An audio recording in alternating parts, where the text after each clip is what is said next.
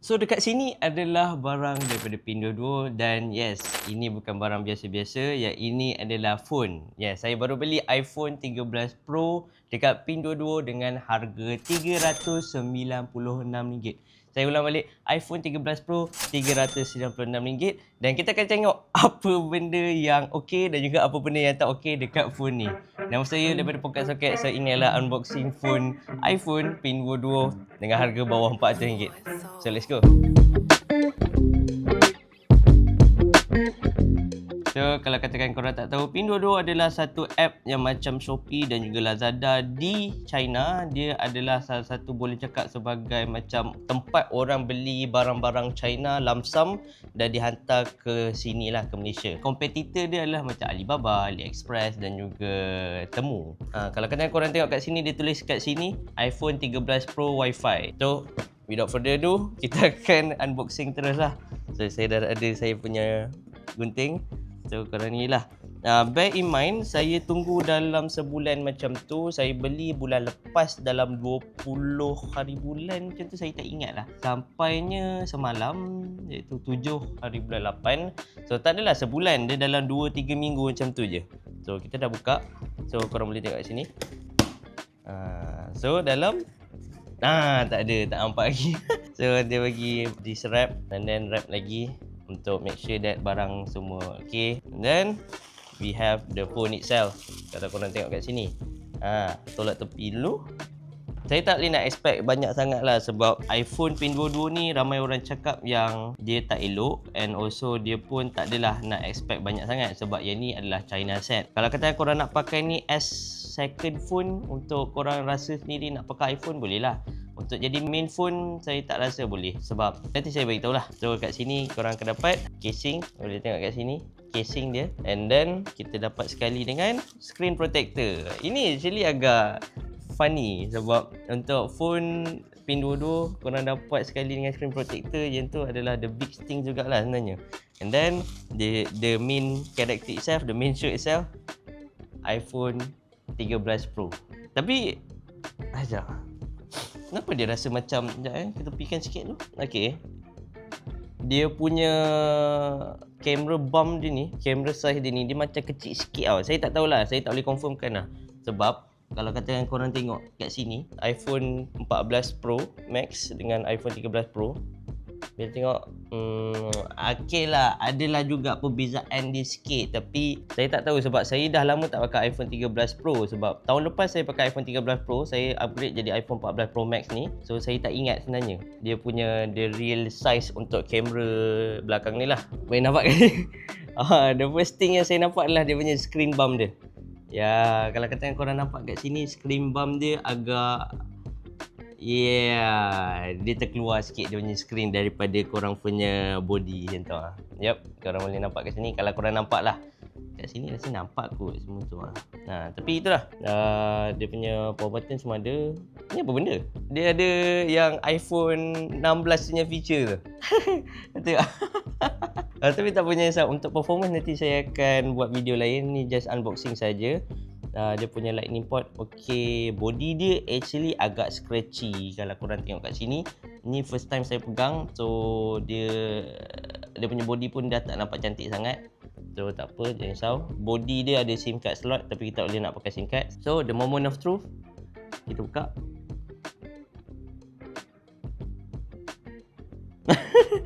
Okay, nampak terus lah. Screen dia memang bukan original, and also dia punya bezel bawah ni lagi besar. Ya, bezel bawah ni actually agak besar kalau kata nak dibandingkan dengan yang original punya. Saya pakai OEM punya screen iPhone 14 Pro Max ni, tapi tak adalah setebal ni. Ini tebal sangat tu. Nampak macam Android yang murah tu. Android RM500, RM400 macam tu lah. Tapi dia ada 120Hz. Wow.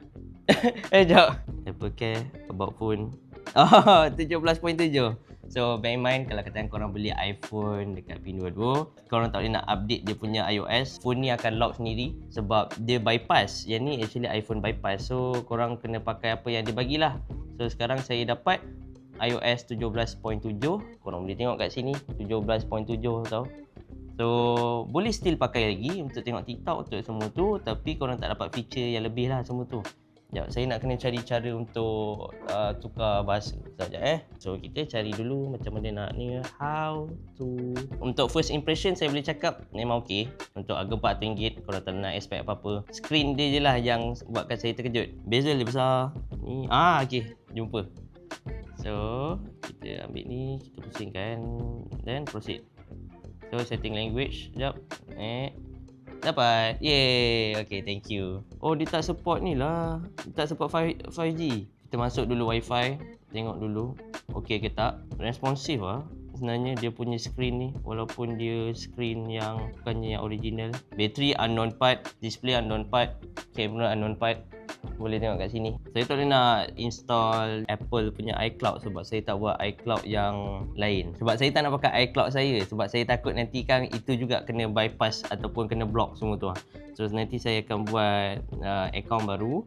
So kita akan tengok sini dia lah. So memang betul lah dia bypass. Dia tak boleh nak update apa-apa. Even Apple pun tak bagi any update untuk iPhone ni. So korang boleh tengok kat sini. Dia punya screen dia macam mana. Screen dia agak responsif. And saya boleh cakap agak okey. So kita tengok kamera. Dah agak dah. Kalau kata korang nak tahu dekat dalam ni, kamera dia ada satu je. Walaupun dia tulis kat situ ada 3, tapi dia ada satu je yang function. Yang lain dua-dua tu dummy. So kalau korang pakai, korang kena pakai one time sajalah. Tapi one time dia pun cantik juga Oh, okey. One time dia agak cantik. Lepas tu korang nak tukar ke 3 zoom tak boleh. Kat sini. Dia macam dia tak nak bagi masuk. Video agak okey sebenarnya. Ini adalah video kepada iPhone 13 Pro yang daripada pin 22. Okey, dia punya zoom agak lambat. Dia punya fokus agak lambat. So boleh tengok kat sini lah. So ini muka saya pakai back camera untuk iPhone 13 Pro pin 22. Boleh judge sendiri, jangan risau. Then dia punya front camera. Ni adalah video kepada front camera iPhone 13 Pro pin 22. Korang boleh judge sendiri macam mana. So belakang ni boleh tengok kat sini. Dekat muka saya pula fokus macam mana. So korang nak rasa feeling nak pakai iPhone kan, korang boleh je beli yang ni. Tapi itulah, untuk video unboxing ni, ini je lah saya boleh tunjuk semua tu. So untuk build quality dia, saya boleh cakap memang betul dia ada kesan kasar-kasar semua tu. Bateri dia bukan original, screen dia bukan original, kamera dia ada satu saja.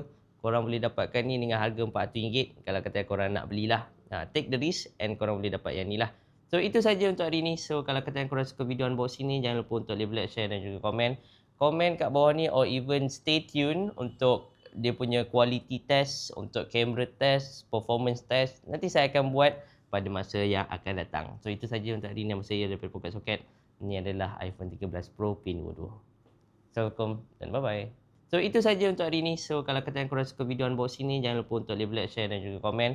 Komen kat bawah ni or even stay tune untuk dia punya quality test, untuk camera test, performance test. Nanti saya akan buat pada masa yang akan datang. So itu saja untuk hari ini. Nama saya daripada Pocket Socket.